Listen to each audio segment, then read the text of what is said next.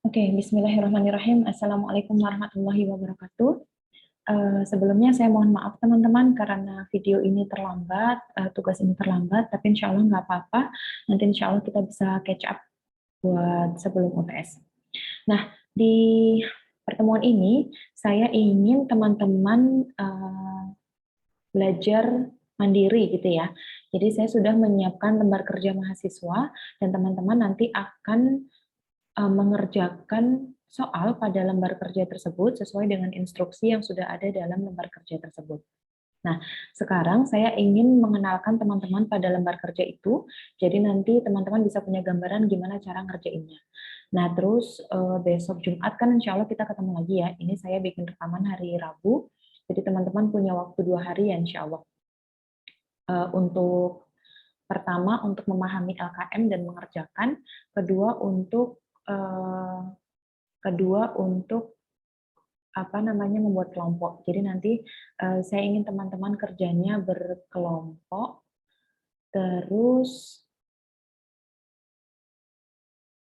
teman-teman kerjanya berkelompok, satu kelompok 3 orang saja. Jadi kelompoknya nanti dibuat per kelas. Ini saya serahkan kepada PJ kelas. Jadi nanti tiap PJ kelas itu bikin kelompok ya, diacak kalau bisa, diacak nanti per kelompok 3 orang. Nanti kalau misalnya ada yang belum dapat kelompok, ya udah maksimal 4 orang nggak apa-apa, tapi defaultnya 3 orang. Terus nanti yang kelas B juga sama seperti itu.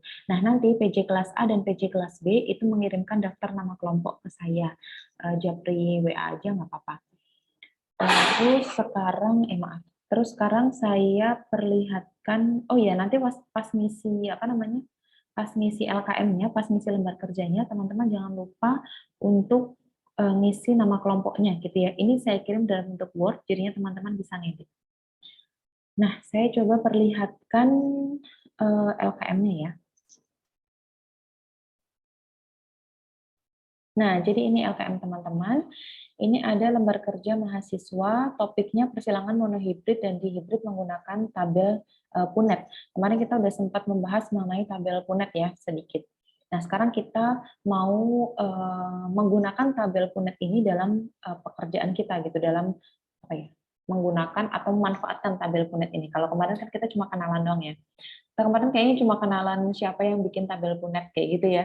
Sepertinya. Nah, ini teman-teman belajar menggunakan tabel Punet.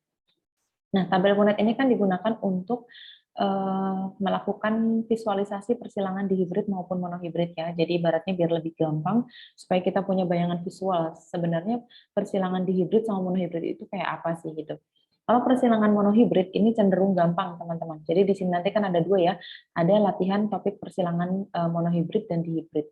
Nah, kalau yang dihibrid ini cenderung gampang ya karena cuma satu sifat dengan 2 alel kayak gitu. Jadinya cenderung lebih mudah. Nah, ini nanti teman-teman menggunakan tabel Punet yang ini namanya tabel Punet. Jadi tabel Punet ini ceritanya cuma mau memisahkan gitu ya antara memisahkan 2 alel kayak gitu. Ini mempresentasikan proses meiosis di proses pemilihan sel itu mempresentasikan proses meiosis. Nah, ini dipermudah dengan tabel Punet. Nah, nanti teman-teman akan mendapatkan soal, kemudian nanti dari soal itu teman-teman akan menentukan genotip dari soalnya. Jadi misalnya ini soalnya kan seorang laki-laki memiliki warna coklat heterozigot menikah dengan seorang perempuan dengan mata berwarna coklat heterozigot. Berarti genotipnya kan B besar B kecil kayak gitu ya. Nah, terus kita masukkan tabel Punet. Terus ini ada ketentuan, nanti bisa teman-teman baca. Nah, terus teman-teman diminta untuk membuat rasio genotip. Rasio genotipnya berapa? Jadi nanti setelah teman-teman dapat tabel Punet, ini kan teman-teman bisa melihat genotipnya. Oh, genotip B besar cuma ada berapa di sini? 1 ya, berarti genotip B besar 1. Ini saya kayaknya agak keliru ya, nanti teman-teman buatnya gini. B besar, terus B kecil ya, terus nanti ada B kecil. Nah, ini berapa? B besar 1, B kecil 2, terus B kecil 1. Terus fenotipik rasionya kita lihat dulu. Berarti B besar itu mata warna coklat ya. mata coklat dengan mata biru. Nah, sekarang kita lihat. Kalau yang warna mata coklat, kan karena dia dominan ya, teman-teman. Jadi kalau dominan itu B besar, itu juga akan berwarna coklat. B besar, B kecil, meskipun dia punya alel B kecil yang menunjukkan alel resesif warna biru, ini juga akan tetap berwarna coklat. Kenapa? Karena B-nya dominan. Itu, jadi sifatnya akan, fenotipnya akan berwarna coklat juga, gitu. Terus yang B kecil karena dia resesif semua ya, jadinya dia akan mempunyai warna mata biru. Jadi kalau kita lihat berarti ada B besar ini coklat, B besar B kecil itu juga coklat. Berarti kita punya 3 ya perbandingannya buat warna coklat. Mata birunya kita punya perbandingan 1. Itu terus ini latihan soalnya. Oh, ini belum saya edit, nanti saya edit spasi-spasinya biar rapi. Terus ini nanti ada soal-soal ini teman-teman kerjain. Nah, habis itu yang di hybrid. Yang di hybrid ini agak tricky ya teman-teman. Nanti teman-teman akan melihat, nanti kan kalian boleh baca gitu ya, silakan kalian baca banyak sumber, terserah mau dari Wikipedia, dari blog, dan sembarang bacaan yang menurut teman-teman lebih mudah itu yang mana. Itu nanti teman-teman belajar bagaimana caranya menentukan genotipnya, genotip gametnya. Nah, jadi misalnya contohnya di sini. Pada sebuah kebun, ini sifat tinggi dominan terhadap sifat pendek. Terus bunga yang letaknya aksial itu dominan terhadap bunga yang letaknya terminal. Dominan itu berarti sifatnya akan muncul ya, teman-teman. Jadi kalau kita bilang ada sifat yang dominan, berarti kalau sifat dominan itu diikuti dengan sifat resesif, itu nanti dia akan muncul. Akan menang gitu sifatnya. Yang sifat resesif dia nggak akan muncul. Nah, terus pertanyaannya adalah bagaimana rasio genotip dan fenotip keturunannya apabila tanaman dengan sifat tinggi heterozigot dengan bunga aksial heterozigot dikawinkan dengan tanaman dengan sifat tinggi heterozigot dan bunga terminal. Gitu. Berarti kita harus menentukan genotipnya dulu. Di sini disebutkan sifat tinggi heterozigot. Tinggi heterozigot tadi kalau sifat tinggi didenominasikan dengan huruf T besar ya. Tapi dia bilang heterozigot, berarti T besar sama T kecil. Nih, T besar sama T kecil. Terus dia bilang bunganya aksial, heterozigot. Aksial tadi denominasinya adalah A besar. Karena dia bilang heterozigot, berarti A besar A kecil. Nah, dapatlah kita gamet dari individu pertama. T besar T kecil, A besar A kecil.